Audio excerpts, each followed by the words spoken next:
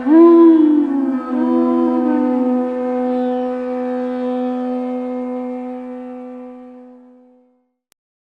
day in 1966, actually it was on July 13th, that Srila Prabhupada got the incorporation of ISKCON, International Society for Krishna Consciousness.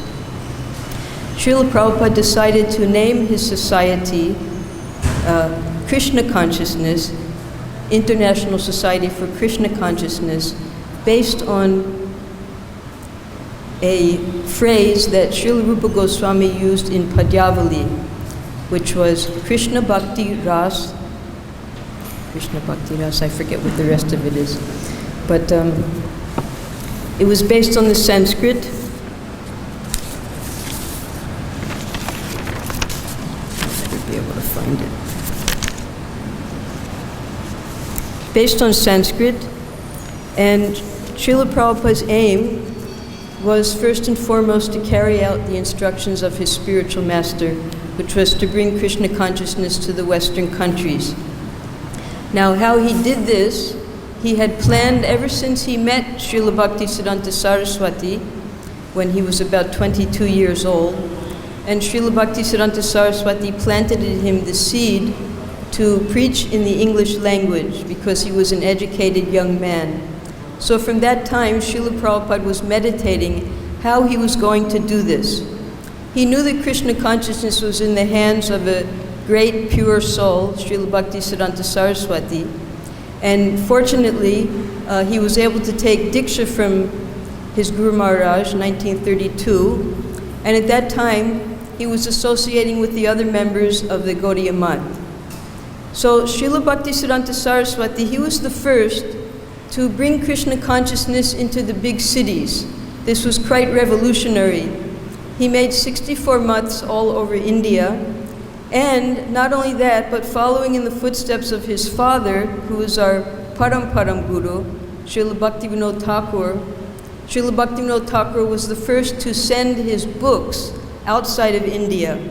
I went to Montreal once and saw at the McGill University the first book, The Teachings of Lord Chaitanya, that was sent there by Srila Bhaktivinoda Thakur. It's still there in the university. So to fulfill the desire of Sri Chaitanya Mahaprabhu that his name would be heard in every town and village of the world, Bhaktisiddhanta Saraswati also attempted to send his disciples out of India. He sent one disciple to England, he sent one disciple to Germany. The one sent to England was not successful. He came back with no followers. He felt that it was impossible and ludicrous what was attempting to be done. So that attempt was unsuccessful in England. And in Germany, one devotee was made. He came back here to India. So though Bhaktisiddhanta Saraswati had great hopes to preach Krishna consciousness all over the world, that didn't manifest during his lifetime. So when Srila Prabhupada decided to finally give up his family life and take seriously the orders given to him by his spiritual master, he entered Vanaprastha, and he started by going to Jhansi.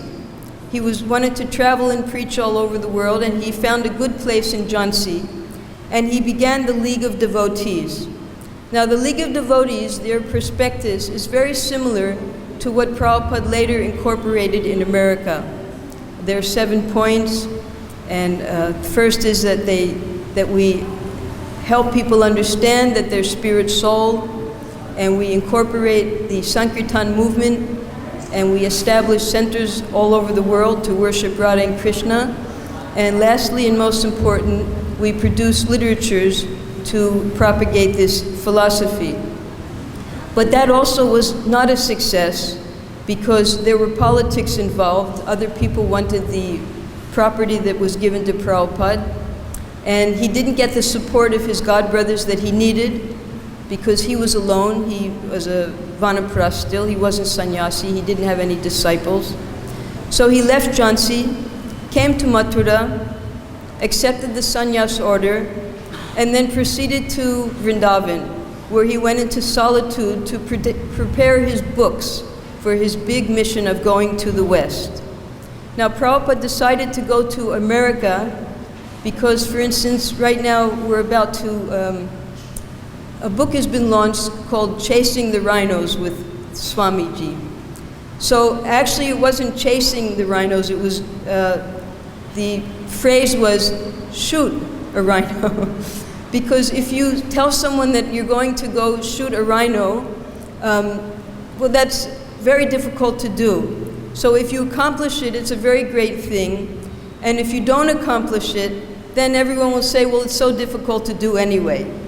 So Prabhupada, seeing the world scope at the time, it was the 60s by that time, and America was probably the most prosperous and affluent country in the entire world. Everyone was looking to America for emancipation from suffering. And in America itself, for those of you who haven't experienced America, America is a melting pot. There were no real ancestors in America other than natives. And the natives, what happened was, they were called Indians because the explorers, they were trying to reach India itself here, because India was the treasure house of Asia. It had spices, it had all types of wealth. So in Europe, the explorers would go all the way around Africa and reach India. So then they realized that the world wasn't flat, as they had originally thought. The world was round. So they decided they would make a circumvent and get to India a shorter route by going around the earth. So they started, and they thought they reached India, but actually it was an unknown country, which they later called America. So the people who they met there, they called Indians. So these are the American Indians.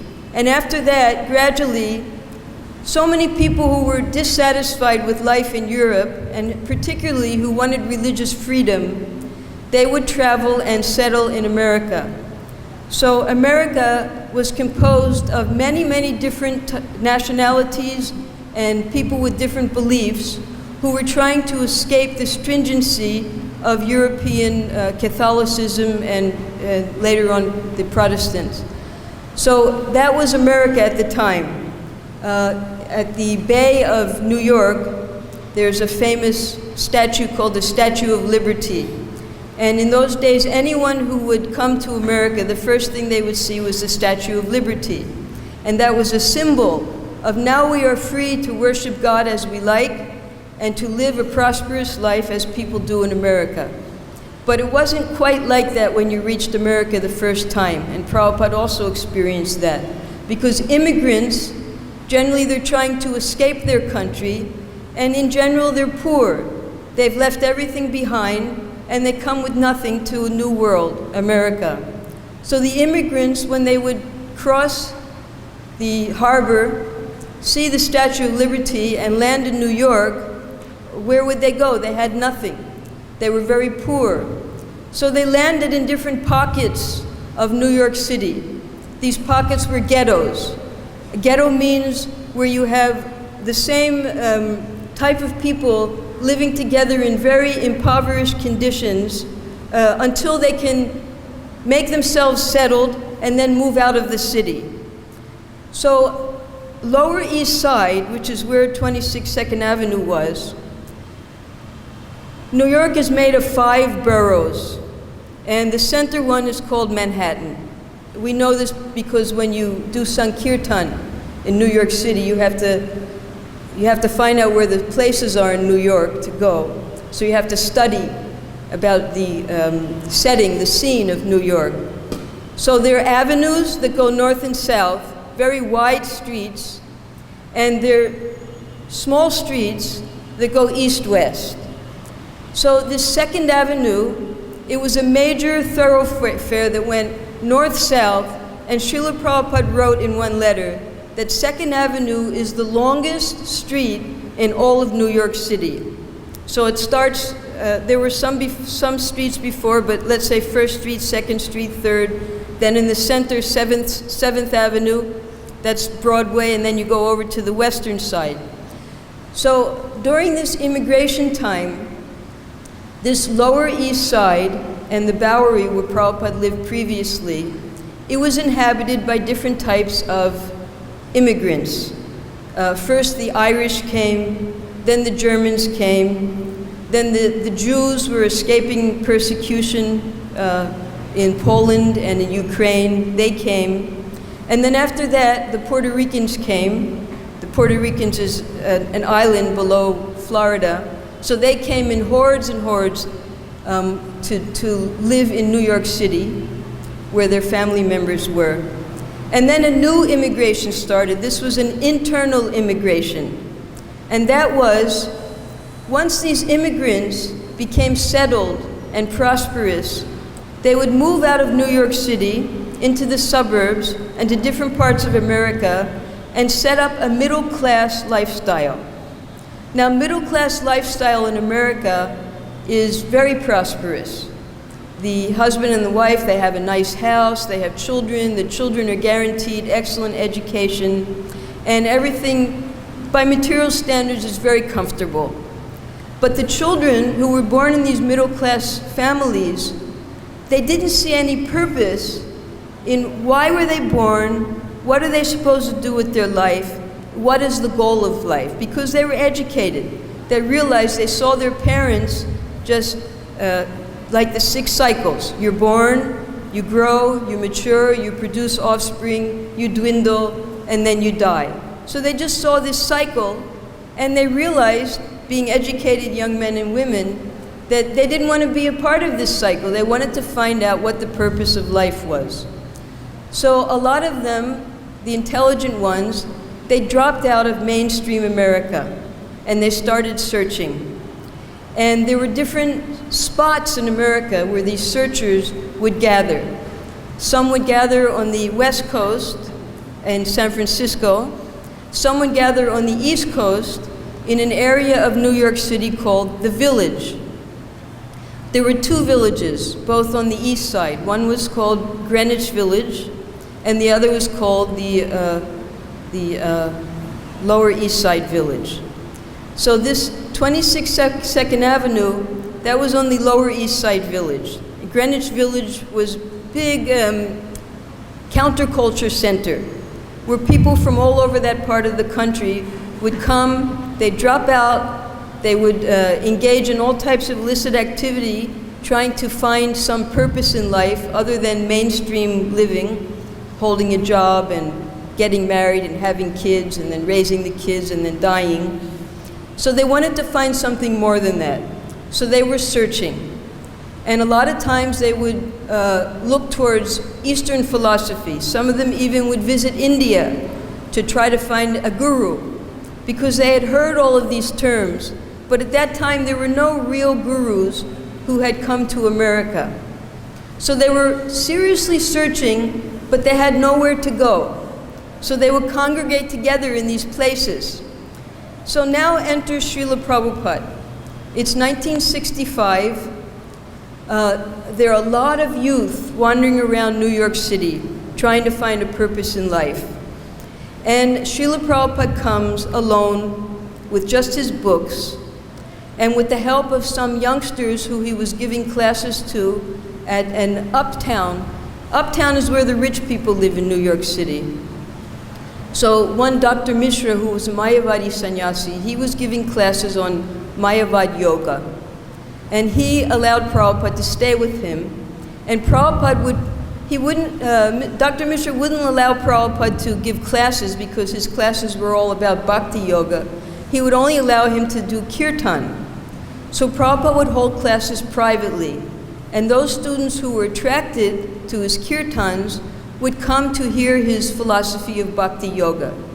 Now these students, because Prabhupada wanted to break off from Dr. Mishra and start his own group, these students helped him to find a place on the Bowery, which is down again on the Lower East Side of New York City.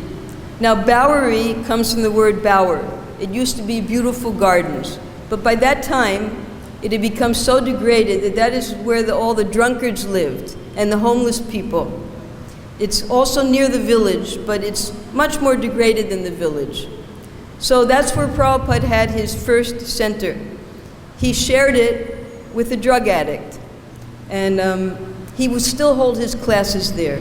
The drug addict was a young boy who was taking psychedelic drugs, and Prabhupada was holding classes there. He started Monday, Wednesday, Friday from 7 o'clock to 9 o'clock. He started with the first chapter of Bhagavad-Gita, and some young men and women were attending his classes there.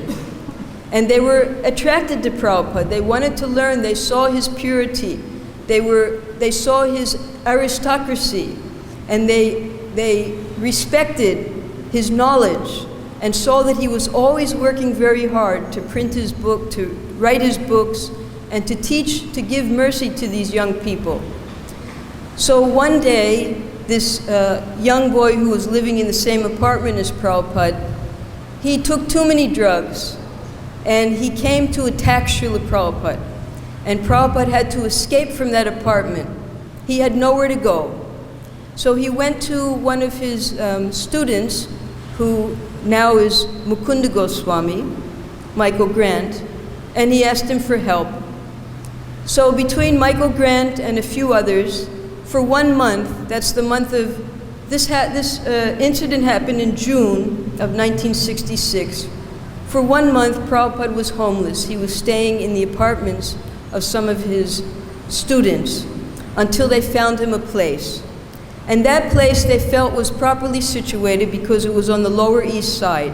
It was a part of the village, and that was where a lot of these young dropouts from the middle class, these young men and women, young boys and girls, had come to live in this now ghetto of young people mixed with the Puerto Ricans and the Jews and the Irish and the German, all mixed up together.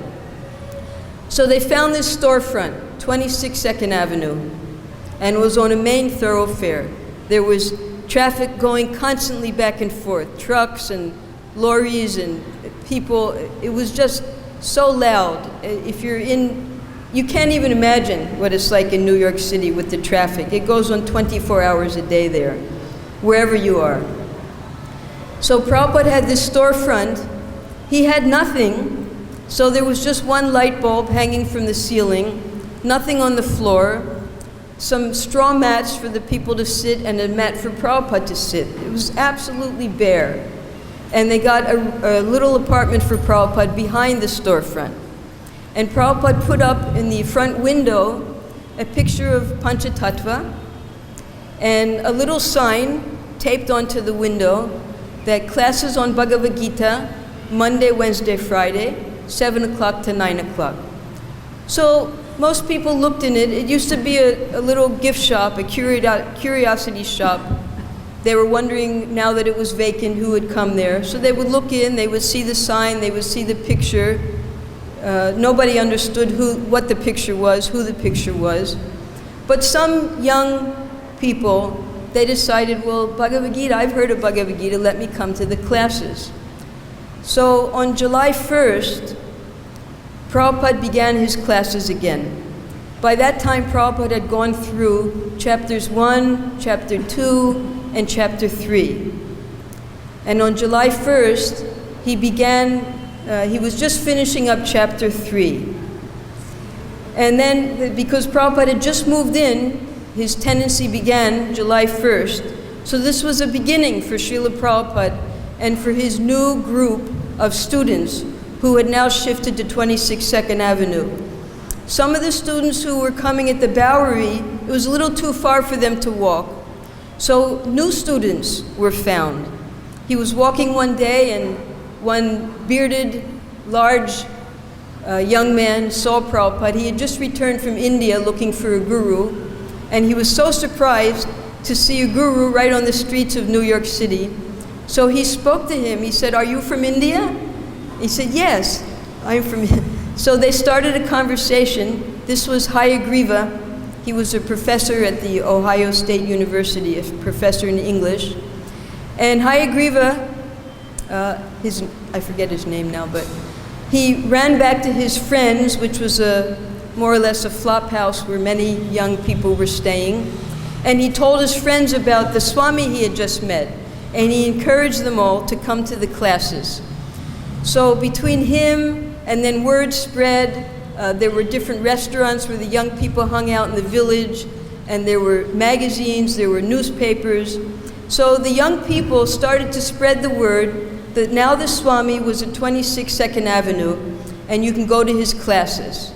So this was a very hip thing to do. They'd go see a Swami in New York City and hear Bhagavad-Gita from him, and sit on the floor and chant mantras. And also there was a poet at that time named Allen Ginsberg. Allen Ginsberg, he had also gone to India and learned about the Hare Krishna Maha Mantra. And he would travel all around America. He would read his poetry, and with the harmonium, he would have kirtan. So Hare Krishna was becoming popular this way, this mantra. And there was also a Broadway show with the Hare Krishna mantra called Hair. So gradually, this Hare Krishna mantra was entering into the American mainstream, the culture. And now here was a Swami right amongst us. He had just moved into the Lower East Side, and we could go to his classes. So anywhere from 12 to 20 people came at night.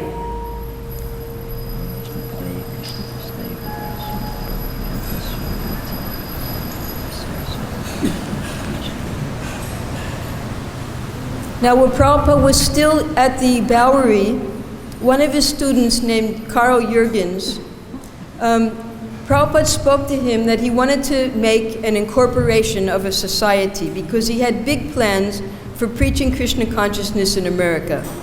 So Carl connected him to his lawyer named Stephen Goldsmith, who was an established lawyer in New York City.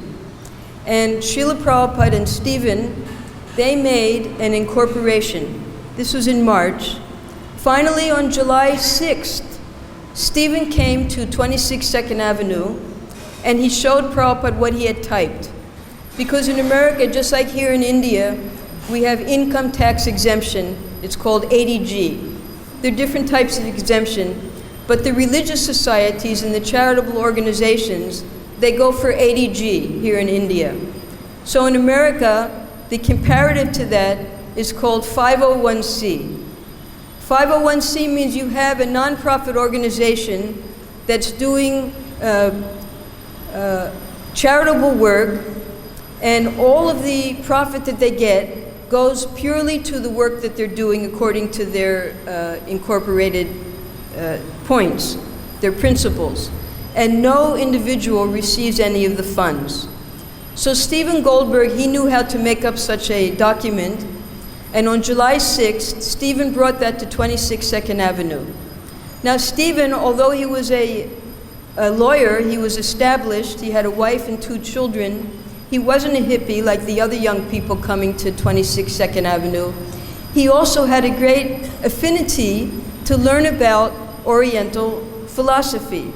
So he would attend Prabhupada's classes too, and he would even bring his family. And his children really liked the doll that Prabhupada used to make. So on July 6th, Stephen Goldsmith brought the incorporated papers, and they decided who was going to be the trustees. They needed 9 trustees. That's for the next 3 years. 3 trustees for 1966, 3 trustees for 67, and 3 trustees for 68. So amongst Prabhupada's fledgling students, people like Michael Grant and his girlfriend Jan. Jan is the sister of Jamuna Devi Dasi, and she was the first female disciple of Srila Prabhupada. Her name was Janaki Devi Dasi. Prabhupada got Janaki and Mukunda married very early then. So some of Prabhupada's students, they agreed to sign and become trustees, though they didn't really understand why Prabhupada needed an incorporated society, because at this point it was just some hippies coming to hear Prabhupada and chant Hare Krishna. But they appreciated Prabhupada, so they became trustees. So then on the 13th of July, Srila Prabhupada was beginning the 4th chapter of Bhagavad-Gita. That's about the parampara system. And Stephen Goldsmith, he came to the class that evening. He had the papers with him. And Prabhupada's program was 7 o'clock to 9 o'clock. So 7 to 7:30, he would have a kirtan of Hare Krishna. And then 7:30 to 8:30, he would give a very scholarly class on Bhagavad-Gita. So that evening, Prabhupada was speaking about the first verse of fourth chapter. And first he gave a summary. He said in the first chapter, we're setting the scene. The scene is that Arjuna, he's a family man. And Krishna is having him fight against his own family relatives. And Arjuna doesn't want to do that.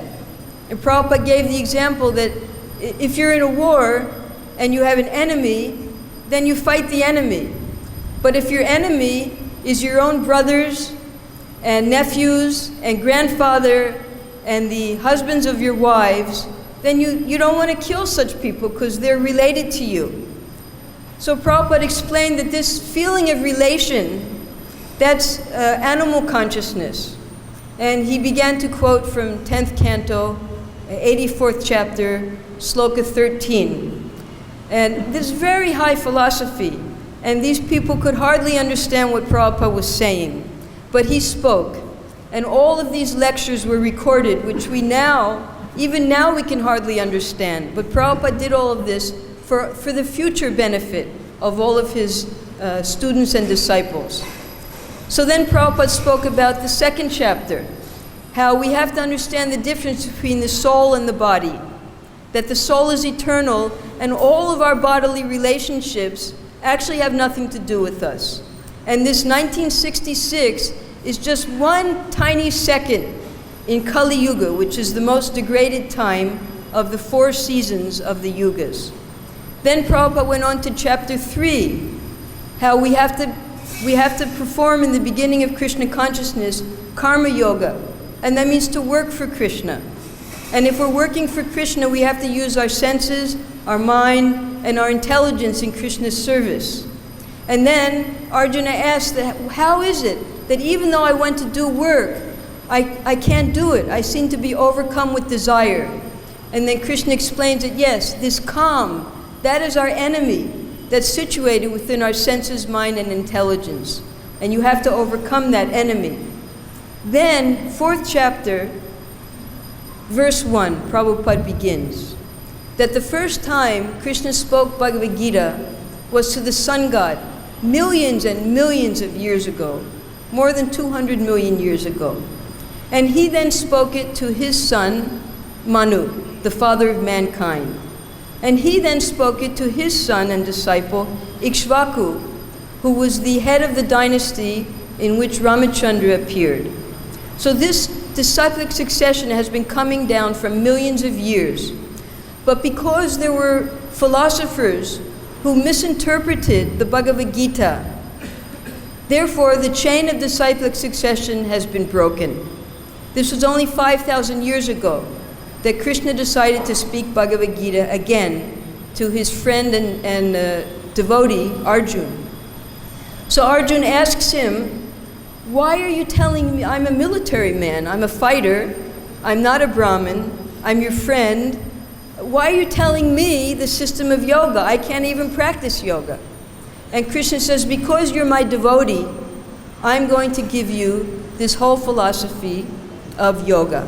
And then from there, the entire Bhagavad Gita proceeds. So after 1 hour, Prabhupada asked for questions. And the first question was asked, and then he sees that Stephen Goldsmith is getting up to leave. Stephen Goldsmith was sitting on the floor just like everyone else. He was getting up to leave. And Prabhupada interrupts the question period. He said, oh, please, I have to speak to you, please. And Mr. Goldsmith says, well, I have an appointment. I have to go now. So then Prabhupada introduces him to the group and says, Mr. Goldsmith has something to present. And then Mr. Goldsmith explains that we have this incorporation paper, and we need signatures and we need addresses.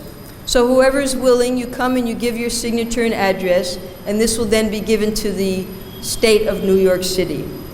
So without even reading the 6-7 pages, the devotees or future devotees or just the students who were sitting in the class, they came and signed. There were 9, 11 of them, whatever was needed. They were happy to help the Swamiji because the Swamiji was helping them in many ways by giving them spiritual knowledge. So in that way, this incorporation of the International Society for Krishna Consciousness was done on July 13th, 1966. Now, just previous to that, Prabhupada had written a very long constitution of ISKCON. The constitution went into explicit details of what Prabhupada was going to preach in this incorporated society of ISKCON. Now, Prabhupada wanted this society to be called International Society for Krishna Consciousness because Krishna is a name of God. If we just say God, that's a vague term. But as soon as they hear the word Krishna, then we have the opportunity to tell everyone who Krishna is. So Prabhupada, he gave these 7 principles, and now devotees are giving many lectures on the 7 principles in this incorporation. Why they're so important. And it's this foundation that our entire Krishna consciousness movement is based upon. Because we're trying to spread the teachings of Sri Chaitanya Mahaprabhu. We're trying to uplift humanity out of the clutches of materialism and bring them to the understanding that they are spirit soul. And then we're trying to engage them in activities of bhakti-yoga. And in order to do this, we're establishing centers.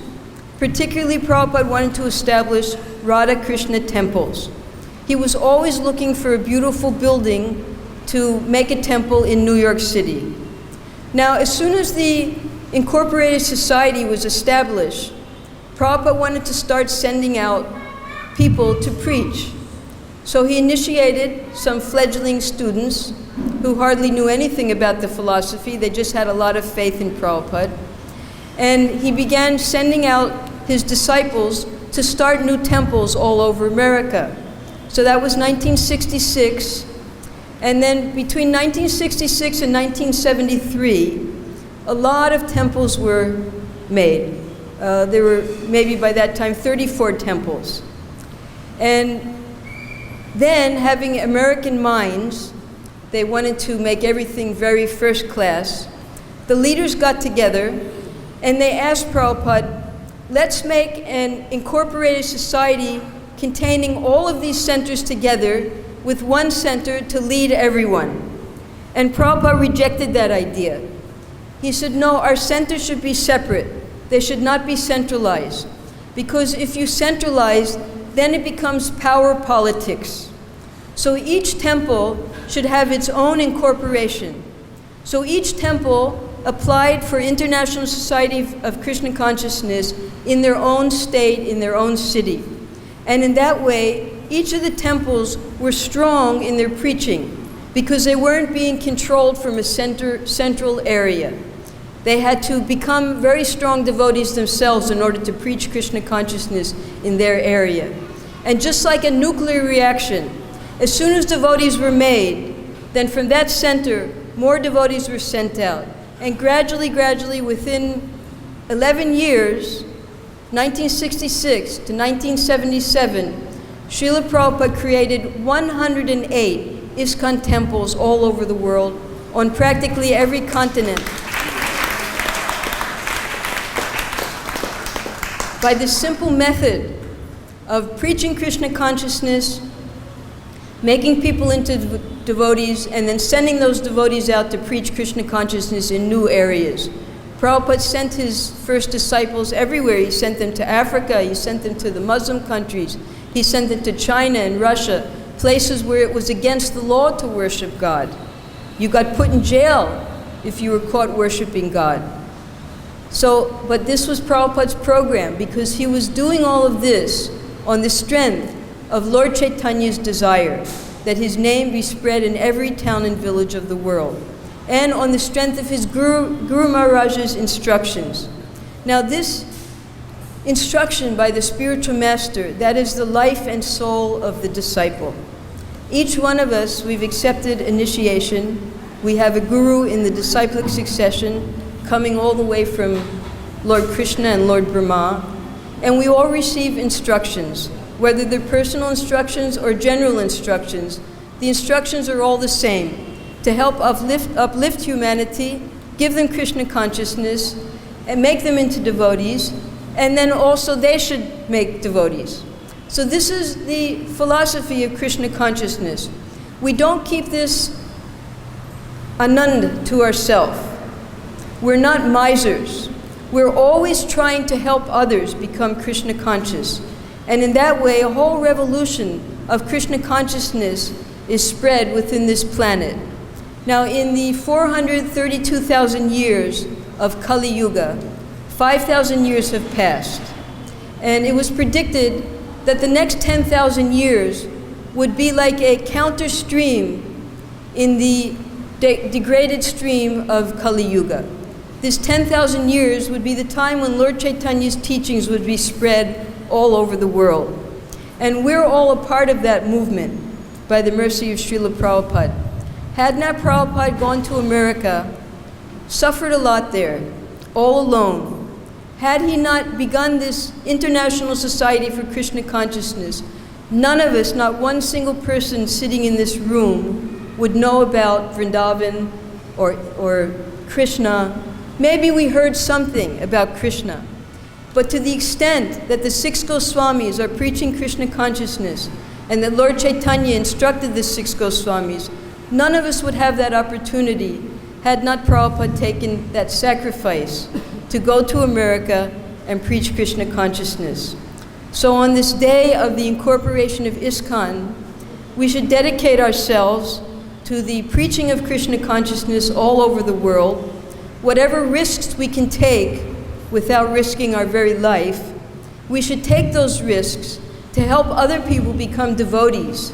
And in that way, we get the blessings of our spiritual master and the entire parampara. And as Krishna says in the Bhagavad-Gita, we become most dear to him because we're preaching the message of Bhagavad-Gita. Okay, thank you. Any questions?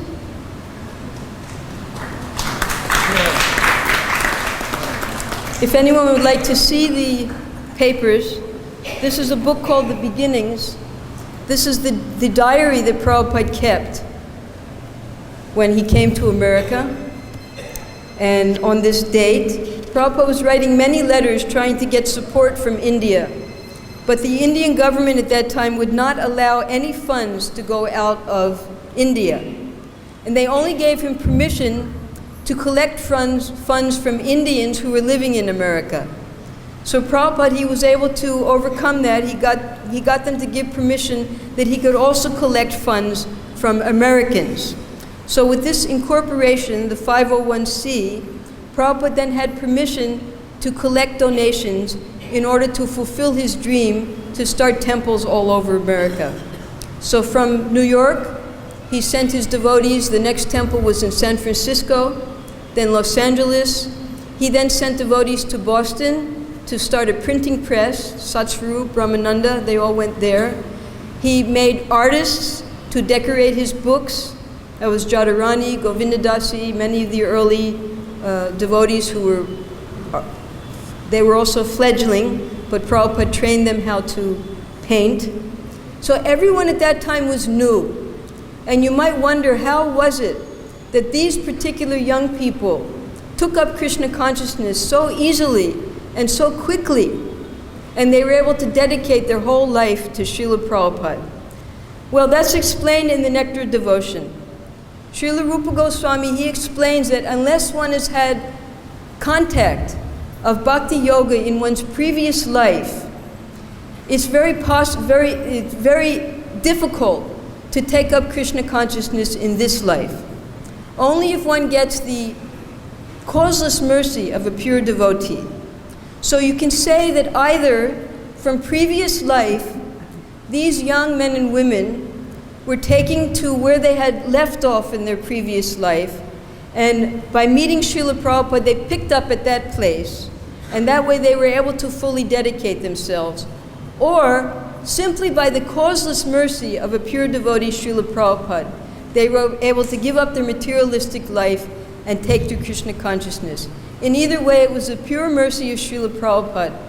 And Srila Prabhupada later said that all of you disciples, you have been sent by my Guru Maharaj to help me carry out his instructions. So those who dedicated their full life to Srila Prabhupada, and now to Prabhupada's ISKCON, that's everyone sitting here in this room, we've all dedicated our life in that way. We can understand that we've received the causeless mercy of Srila Prabhupada and the full parampara, that we've been able to give up everything and simply take to Krishna's instructions. Whether we completed 10%, 20%, 90% in our previous life, wherever we were, now we're picking up, and this lifetime we should make perfect by fully dedicating ourselves to Prabhupada's instructions, giving up all sinful activities, and at all times trying to help others become devotees. Then our life becomes perfect, and as Prabhupada promises, we can go back to Krishna in the spiritual world. Though a devotee doesn't even aspire for that. Devotees don't aspire for the 5 different kinds of mukti. Mukti includes salokya, sarupya, samishta, I forget the other ones. Salokya means living on the same planet as Krishna. Devotees don't care. Wherever Krishna sends them, Bhaktivinoda Thakur, he says, even if I'm a worm, I'm a little kita, a little bug in the house of a devotee, let me take that birth rather than a birth as Lord Brahma who forgets about you. Because if I'm a bug, then when the devotees eat prasadam, I'll be able to take their remnants. So that's how a devotee feels. That anyway, anyhow, let me take birth wherever you want. Na dhanam, na janam, na sundarim, kavitam va jagadisha kamayi, mama janmani, janmanishware, bhavatad bhaktir, ahaituki tvayi. Anywhere you want me to take birth. If you want me to take birth in America, if you want me to take birth in India, if you want me to take birth in Russia or China, so that I can push on Krishna consciousness, just like dry grass, as soon as the devotee goes to these places, then the devotees immediately, they're attracted and they take up Krishna consciousness, like a spark on dry grass. So we've all taken our birth in different places according to our previous devotional service. Now, by the grace of our spiritual masters, we can dedicate ourselves fully, and with these core seven principles that were given in the Incorporation of Krishna Consciousness 51 years ago, for the next 10,000 years, we can help Lord Chaitanya make this entire planet Krishna conscious. Okay, Hare Krishna. Jai.